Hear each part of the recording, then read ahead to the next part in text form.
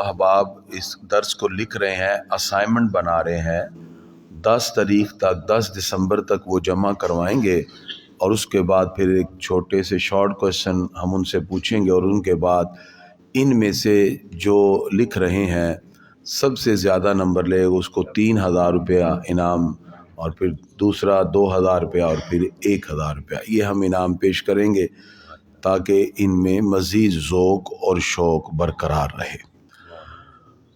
اللہ تعالیٰ کا کروڑ کرم ہے جس نے درس قرآن کے لیے ہم لوگوں کا انتخاب فرمایا۔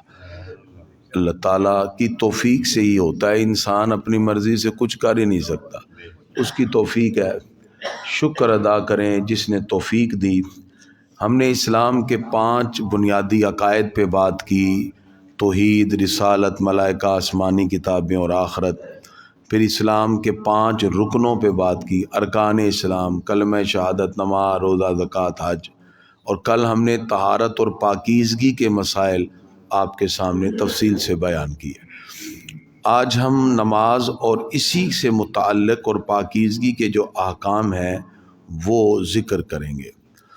جیسے ہم نے نماز کے بارے میں مسائل ذکر کیے تھے، کچھ نماز کے مستحبات ہیں، یعنی نماز پڑھتے ہوئے بہتر عمل مستحب کیا ہے۔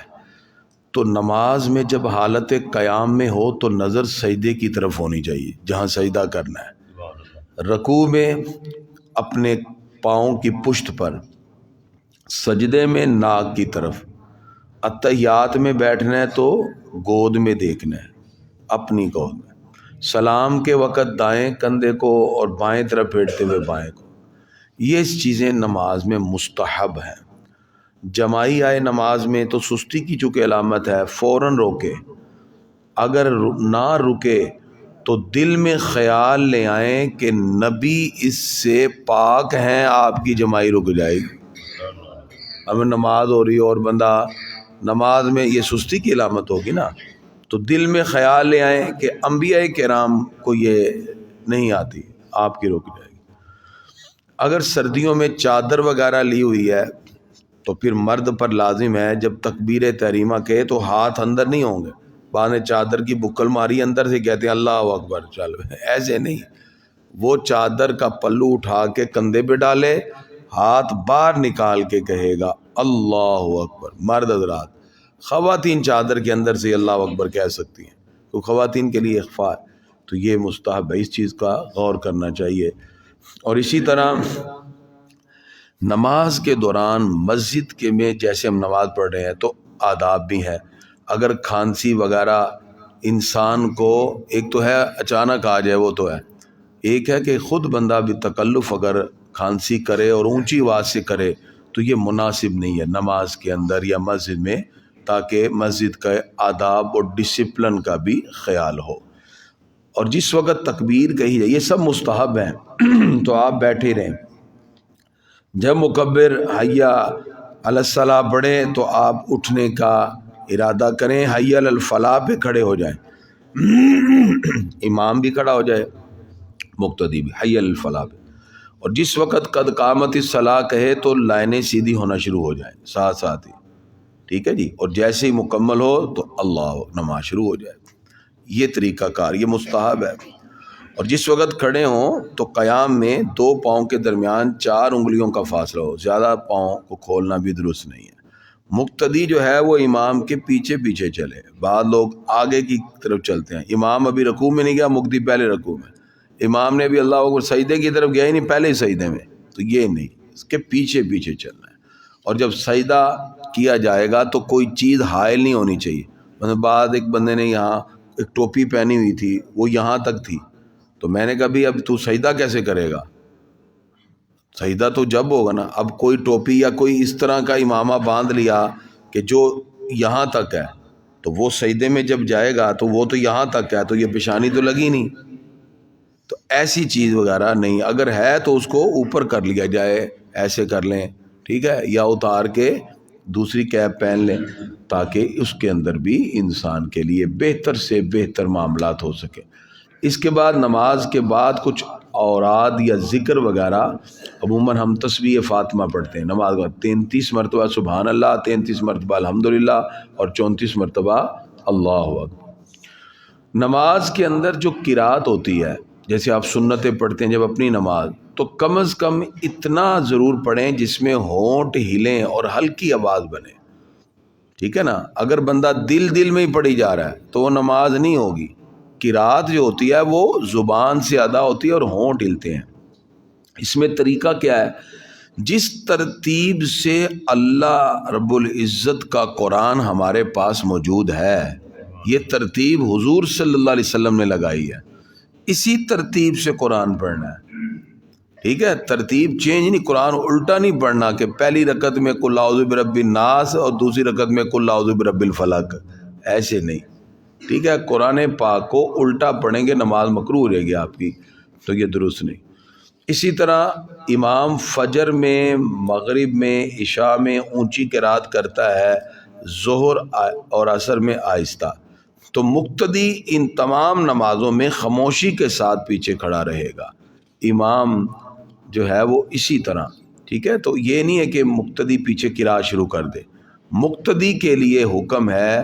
حضور صلی اللہ علیہ وسلم فرماتے ہیں جعل الامام لیتم بہ، امام اس لیے بنایا جاتا ہے کہ اس کی اقتداء کی جائے، ٹھیک ہے۔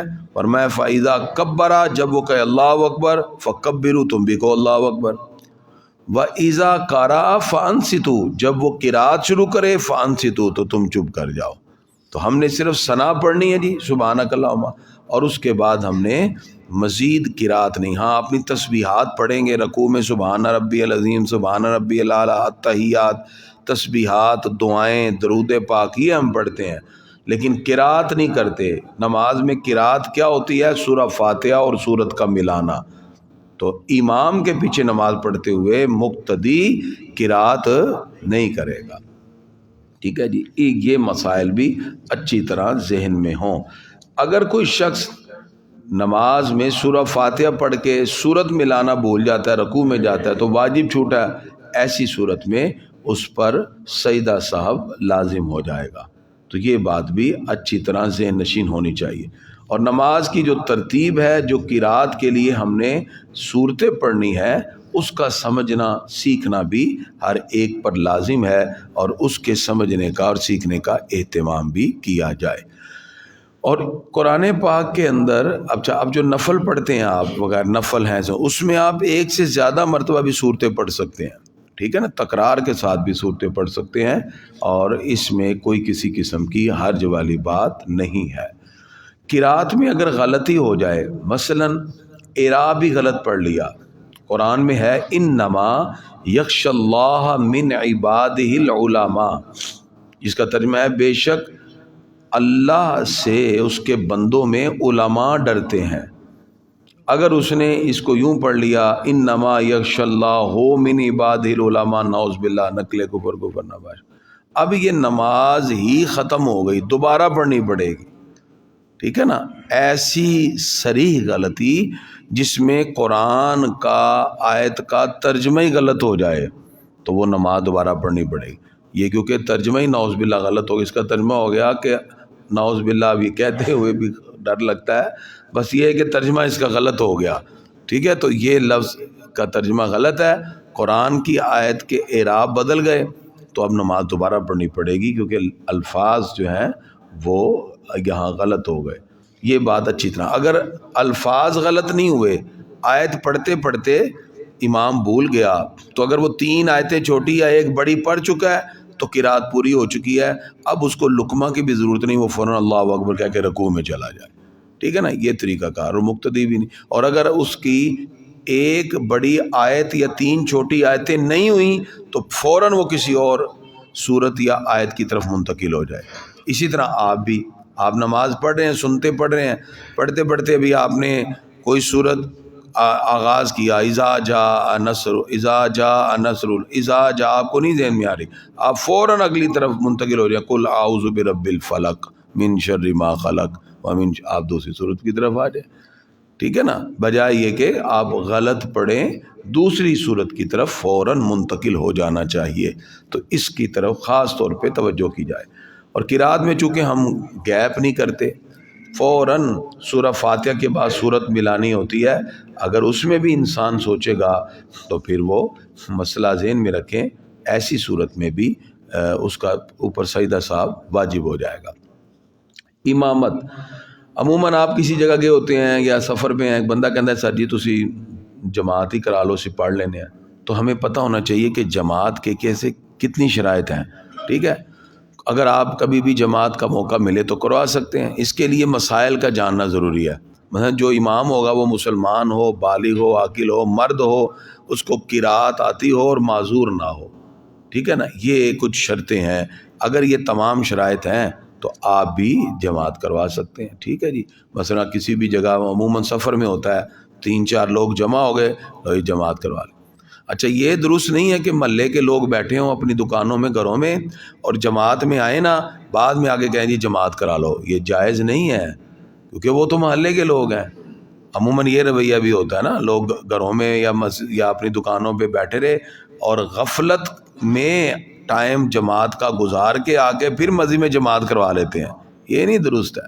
جماعت وہ کروائے گا جو محلے دار نہیں ہے، مسافر ہے، باہر سے ہے، وہ ہے، اور وہ بھی اس میں تکبیر نہیں پڑھی جاتی، اقامت ایک بار اگر جماعت ہوگی اسی میں پڑھی جائے گی، ٹھیک ہے نا؟ ہاں الا یہ کہ اگر کوئی معاملہ ایسا ہو جائے، محلے کے 10-15 لوگ بیٹھے ہیں، کہیں صلح کروا رہے ہیں، کوئی ایسا معاملہ ہو گیا ہے، اللہ تعالیٰ محفوظ رکھے، کہیں آگ لگ گئی ہے، بچانے گئے، یہ اس طرح کے معاملے، پھر وہ لوگ جیسے فارغ ہوں کہیں گے جماعت تو گزر گئی، اب وہ 10-8 لوگ آ کے جماعت کروا لیں، کیونکہ وہ ایک ایسے کام میں مشغول تھے جس میں جان بچانا ضروری تھی، صلح کا معاملہ تھا یا کوئی اس طرح کا، یہ بات ذہن میں رکھ لینی چاہیے۔ اسی طرح اقتدا، جب مقتدی بنے گا اس کے لیے بھی شرطیں ہیں کہ وہ ایک ہی جگہ پہ ہوں، ٹھیک ہے نا؟ اور ایک ہی جگہ مطلب یہ نہ ہو کہ وہ ان کی جگہ مختلف، امام جو ہے وہ بہت بلندی پر ہے وہ نیچے، اس طرح نہیں، پھر ان کو ادا کرنے کے ارکان کا پتہ ہو، ٹھیک ہے نا؟ اسی طرح کی یہ تمام چیزیں بھی، اور کوشش یہ کی جائے کہ مقتدی اور امام کے درمیان کوئی گیپ زیادہ نہ ہو، یہ چیزوں کا خاص طور پہ خیال رکھا جائے۔ اس کے علاوہ نماز کے حوالے سے چند مسائل اور ہیں جو ہمیں سیکھنا بہت ضروری ہے۔ مثلا نماز کس کس سے مکروہ ہوتی ہے اور کس کس سے ٹوٹ جاتی ہے، یہاں مسائل تھے، چونکہ اس کا لازمی ادا کرنا ضروری ہے۔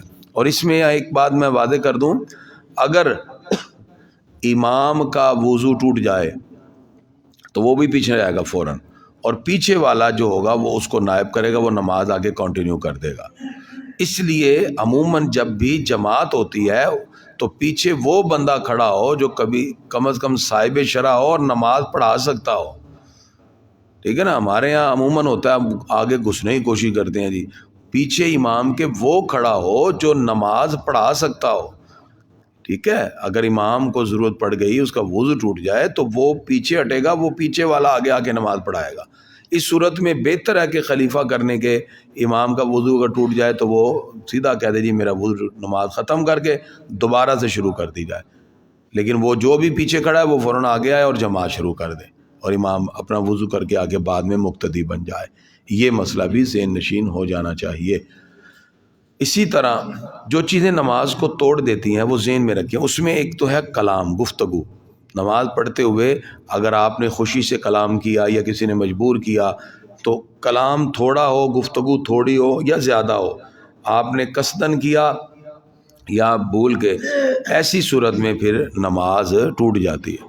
اس لیے ہم عموماً کہتے ہیں کہ مسجد میں جو جگہ قبلے والی دیوار ہے اس پر کوئی تحریر نہ لکھی جائے، تحریر والی کوئی چیز نہ لگائی جائے، کیونکہ بندہ عموماً نماز میں غیر ارادی طور پہ اس کی نظر اگر نماز پڑھتے ہوئے سامنے پڑ گئی دیوار پہ اور وہ تحریر اس کی زبان سے جاری ہو گئی، اس کی نماز ٹوٹ گئی۔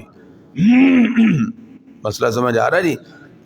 یعنی جو مین دیوار ہے نا، جیسے یہ دیوار ہماری اور یہ قبلے والی دیوار ہے، اس پر کوئی تحریر لکھی نہیں ہونی چاہیے، کیونکہ نماز میں کلام نماز کو توڑ دیتا ہے۔ کلام، گفتگو، کوئی بات بھی آپ نے کوئی جملہ بولا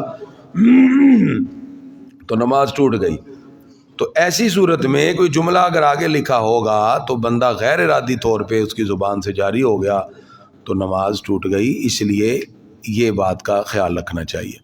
نماز کے اندر کسی کو سلام کرنا نماز کو توڑ دیتا ہے۔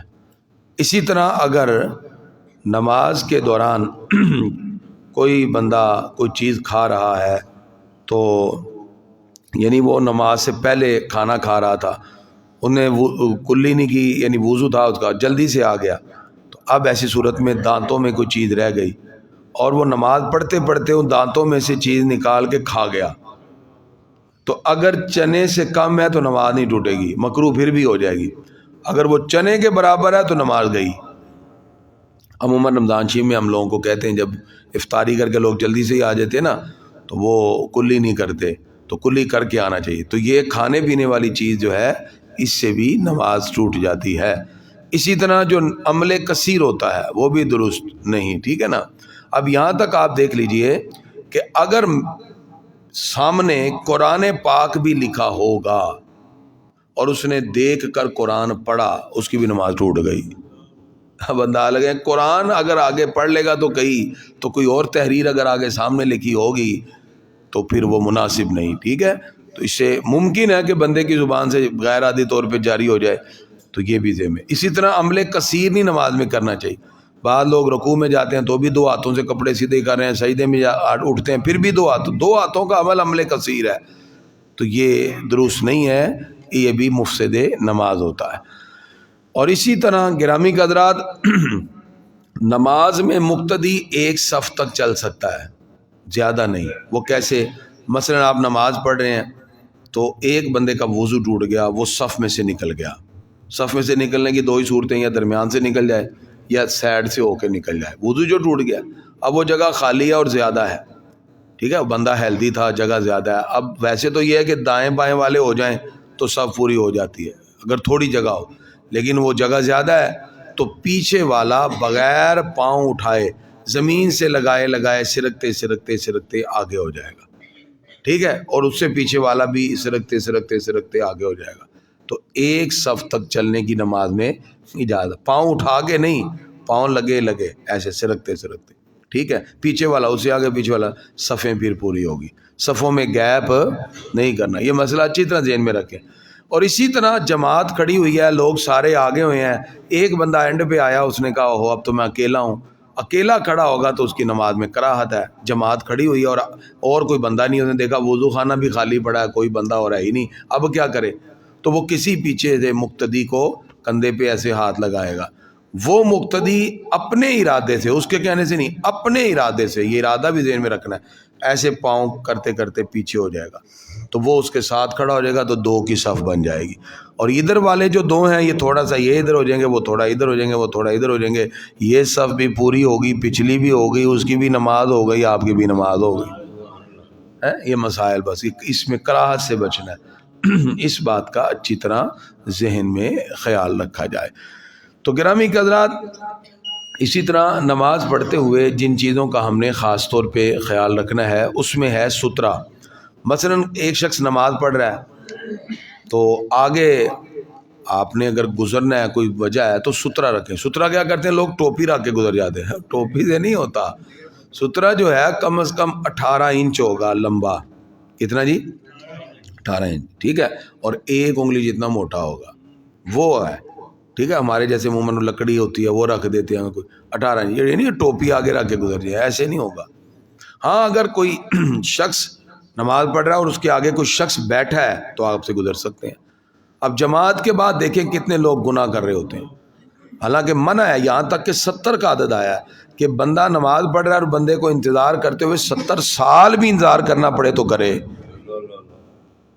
اچھا لوگ سمجھتے ہیں جی بڑا احسان کیتا ہے نماز پڑھ کے، نماز پڑھ کے پیچھے پڑھنے والوں کے آگے سے گزر کے اوک گئے، سارا گناہ کھٹے جا رہے ہیں۔ پھر نماز پڑھ کے تو گناہ کرنا تو فائدہ کی ہے؟ 2 منٹ بیٹھ جائیں یا دوسری طرف سے نکل جائیں، ٹھیک ہے۔ تو یہ نہیں کہ ایک نماز پڑھی اور اوپر سے گناہ گار ہو کے جا رہے ہیں، آگے سے نہیں گزرنا، سترے رکھ لے۔ تو سترے عموماً مساجد میں ہوتے ہیں، وہ لکڑی کے آگے رکھ کے گزر جائیں، ضرورت ہے تو ایسے کریں، شرعی مسئلے کو دیکھیں نا۔ تو اس بات کا بھی خاص طور پہ خیال رکھنا چاہیے۔ پھر کچھ چیزیں جو نماز کو مکروہ کر دیتی ہیں، ٹوٹتی تو نہیں ہے، مثلا نماز پڑھتے ہوئے داڑھی سے کھیلی جا رہا ہے، نماز بھی ہو رہی ہے، داڑھی سے کھیل رہا ہے، یا کپڑے سے کھیلی جا رہا ہے، یا کپڑے سمیٹنا، یہ کراہت میں آتے ہیں، تو یہ درست نہیں ہے، ٹھیک ہے نا. اور اسی طرح نماز کے اندر کراہت اس وقت آئے گی کہ اگر کوئی شخص نماز میں انگلیاں چٹخا رہا ہے، نماز میں پٹاخے کٹی جا رہا ہے، یہ نمازوں میں نہیں، کینچی بنا لینا، ٹھیک ہے، نماز کے اندر یہ درست نہیں ہے اور اس میں نماز مکروہ ہو جائے گی. اگر کوئی بندہ پوری بکل مار کے نماز پڑھ رہا ہے چادر کے اندر ہی، اس کی بھی نماز مکروہ ہے اور مکروہ تحریمی ہے. پورا ہی اندر لپٹا ہوا ہے چادر کو، پوری بک ایسے نہیں، چادر پہنی ہوئی ہے، اس کا ایک پلو اٹھا کے کندھے پہ رکھیں، ہاتھ باہر آگے، اللہ اکبر، چادر ایسے ہی رہے آپ کے اوپر. تو چادر کے اندر لپٹ کے پورا نہیں درست ہے، یہ بھی جائز نہیں ہے. تو نماز کے اندر جاندار تصویر والے کپڑے پہننا آج کل چل رہا ہے. نوجوانوں نے اب یہ کوٹ پہن کے آئیں گے، پیچھے ایگل بنا ہوا ہے، وہ جاندار ہے. تو ایگل کی تصویر ہے یا کوئی اس طرح کی، وہ پہن کے نماز درست نہیں، نماز مکروہ تحریمی ہے. اب اس نے تصویر پہنی ہوئی ہے، پیچھے والا جو کھڑا ہے وہ تصویر کے آگے کھڑا ہے، نماز مکروہ ہو جائے گی. اس کے لیے مسئلہ کیا ہے کہ چھت پر سجدے کی جگہ پر، ٹھیک ہے نا، آگے دائیں بائیں تصویر کا ہونا مکروہ تحریمی ہے، ٹھیک ہے نا. دور ہے کوئی کسی جگہ تو پھر آج کل ایک نیا ہی مسئلہ بنا ہوا ہے جی، محفلوں میں تصویروں والے بڑے بڑے پوریٹر لگا کے اور لوگوں نے مسجدوں میں آگے تصویریں لگائی ہوئی ہیں. اندازہ لگائیں لوگ، ابھی محفلیں ہو رہی ہیں تو باہر جا کے لگا لو تصویر. وہ تصویر والا پوریٹر مسجد کے اندر لگایا ہوا ہے اور لوگ نماز پڑھ رہے ہیں، تو یہ درست نہیں ہے. اس لیے اس کی طرف خاص طور پہ خیال رکھنا چاہیے، ٹھیک ہے جی. اور اسی طرح بعض لوگ انگوٹھی وغیرہ پہنتے اس پہ تصویر ہوتی ہے، تو یہ بھی درست نہیں ہے، یہ بھی مکروہ ہے. تصویر والی کوئی بھی چیز جو ہے وہ نماز کے دوران دائیں بائیں آگے نہیں ہونا چاہیے، اس سے بھی نماز مکروہ ہوتی ہے. بعض لوگ کیا کرتے ہیں، یہاں کوئی کام وغیرہ کر رہے ہیں، جس طرح وہ گندے کپڑے پہنے سیدھا مسجد میں، گندے کپڑے ہی، ایسے نہیں کرنا چاہیے. اگر کوئی بندہ ایسے کام کرتا ہے جسے کپڑے آلودہ ہوتے ہیں، ٹھیک ہے نا، گاڑیوں کا کام کرنے والے یا اس طرح موٹر سائیکل کا، انہوں نے مٹی گڈھے میں، تو وہ گندے کپڑے اتار کے صاف کپڑے پہن کے مسجد میں آئیں گے. یہ نہیں کہ وہی گندے میل لگا ہوا ہے، اس کے اوپر وہ تیل لگا ہوا ہے، وہی کیچڑ لگا ہوا ہے، جو بھی اٹھا منہ اٹھا کے نماز پڑھ، اس میں نماز مکروہ ہو جائے گی. اس طرح کی نماز ہرگز نہیں ہونی چاہیے. اسی طرح نماز پڑھتے ہوئے ان باتوں کا خیال رکھا جائے کہ ہم نماز میں انگلیوں پہ گن نہیں سکتے. نماز میں آپ نے گننا ہے تو پورے دبا دبا کے گنے، اس کا خصوصی خیال رکھا جائے گا. اسی طرح نماز کے اندر یہ بھی ذہن میں رکھیں کہ جب نماز پڑھیں تو کپڑے لٹکے ہونا تکبر سے، یہ بھی کراہت ہے، ٹھیک ہے. اپنے ٹخنوں کو ننگا کرنا ہے، اور ننگا کرنے کا یہ بھی طریقہ نہیں جیسے آج کل پینٹ پہنی ہے تو وہ نیچے فولڈ کر لیتے ہیں، فولڈ کر لیں گے تو یہ بھی کراہت ہے، تو یہ بھی درست نہیں ہے. لہذا نماز اس میں بھی مکروہ ہو جائے گی، اس کا بھی خاص طور پہ خیال رکھا جائے.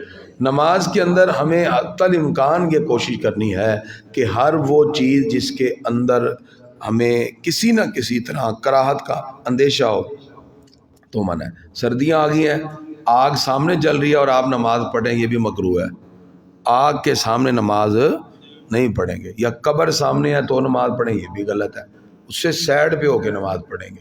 تو اگر آگ وغیرہ جل رہی ہے نہیں گھروں میں عموماً، تو وہ سائڈ پہ کر کے پھر آپ نماز پڑھیں. نماز کو اس طرح راستے میں نماز پڑھنا یہ بھی مکروہ ہے. ہاں جی، ہاں، بیڈ کے اوپر لوگ پڑھیں، وہ اس پہ گدا ہے تو نماز ہوگی نہیں، ویسے نہیں ہوگی، ٹھیک ہے نا. قبر کے سامنے نماز پڑھیں گے، نہیں ہوگی. یہ تمام کی تمام چیزیں ہمیں خاص طور پہ کوشش کرنی ہے. اس کے بعد کچھ مسجد کے احکام ہیں. جب ہم مسجد میں آئیں تو ہمیں داخل ہوتے ہوئے دعا پڑھنی چاہیے، اللہم افتح لی ابواب رحمتک. جب نکلیں اللہم انی اسألک من فضلک. مسجد میں بیٹھ کر اپنے پاؤں پھیلا کے بیٹھ جانا درست نہیں ہے. مسجد میں بلا ضرورت دنیاوی گفتگو کرنا جائز نہیں ہے. مسجد کے اندر دنیاوی معاملات یا اپنی آوازوں کو بلند کرنا درست نہیں ہے. مسجد کے اندر جتنا ادب آپ کر سکتے ہیں اللہ تعالیٰ اتنی ہی عظمت عطا فرمائے گا. اگر کوئی کوڑا کوئی ایسی چیز پڑی ہے اٹھا کے باہر رکھا جائے. مسجد میں اپنی ذات کا سوال کرنا بھی جائز نہیں ہے اور دینا بھی جائز نہیں ہے. بعض لوگ مسجدوں کے اندر آگے سوال کرتے ہیں جی دعائی موک گئی ہے فلاں، ان کو کبھی دروازے پہ جا کے یہ سوال کریں، مسجد کے اندر نہیں۔ اور اگر کوئی دے گا تو وہ بھی گناہ گار ہوگا، اس کو دے بھی نہیں سکتے، اس لیے کہ مسجد میں تو اللہ کا حکم چلتا ہے، اور اللہ کی بارگاہ میں اور بڑے کے دربار میں بیٹھے ہوئے کوئی چھوٹا اٹھ کے پیسے دے دے تو یہ بڑے کی توہین ہوتی ہے۔ تو اس کا خیال رکھا جائے، ان تمام چیزیں۔ پروردگار کی بارگاہ میں دعا ہے اللہ تعالی ہم سب کو اس طرح ایمان کی لذتوں سے سرشار فرما دے کہ ہم ان متعلقات جو مسائل ذکر کیے ہیں اس پر بھی کامل طور پہ عمل کر سکیں۔ بسم اللہ الرحمن الرحیم، الحمد للہ رب العالمین والعاقبۃ للمتقین والصلاة والسلام علی خیر خلقہ محمد وآلہ واصحابہ اجمعین۔ پروردگار ہم نے آج جو مسائل ذکر کیے، نماز اور اس سے متعلقات، ہم سب کو عمل کرنے کی توفیق عطا فرما۔ یا اللہ ہم سب کو شریعت مطابق